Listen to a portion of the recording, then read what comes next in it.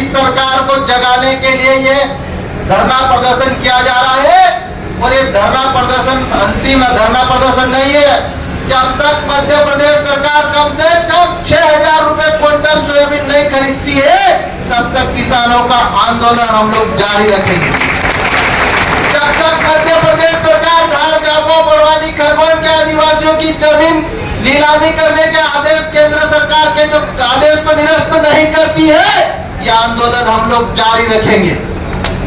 Bharatiya Janata party की सरकार privatisation के माध्यम से एसटी, एससी, ओबीसी को मिले आरक्षण को खत्म कर दे। आज आप लोग बताइए, आपके क्षेत्र में गुजरात के ठेकेदार बड़े बड़े करोड़ों रुपए के ठेके ले रहे हैं। क्या हमारे जिले के स्थानीय युवाओं को ठेके में कोई भागीदारी दे रहे? नहीं दे रहे। बड़े बड़े रोड बन रहे, 4 लेन रोड बना के झाबा जिले के किसी बेरोजगार युवा को, किसी ठेकेदार को उन्होंने ठेका दिया? नहीं दिया।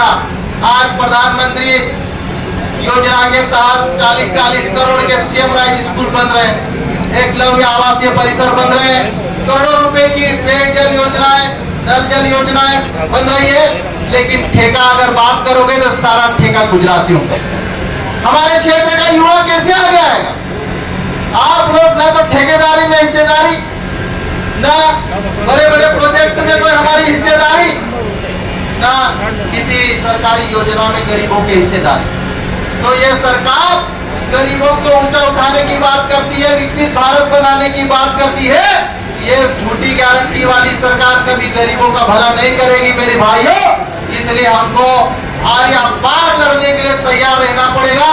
और झाबुआ जिले के मेरे आदिवासी भाइयों से मैं कहना चाहता हूँ, अगर जमीन बचाना है तो तीर कामटा लेके बाहर निकल जाओ। नीतीश, अडानी और अंबानी हमारी जमीन लेके पहुंच जाएंगे। हमको लड़ना पड़ेगा। अगर नहीं लड़ेंगे इस सरकार से तो ये हमारी जमीन उठा ले जाएगी और हमको रहने के लिए गुजरात और उधर समुद्र के किनारे फेंक देगी, जहाँ पे नमक, पूरी जमीन में नमक मिला खेती विधि होती है। यह हमको हमारी जमीन के भीतर गुलाम बनाना चाहती है सरकार।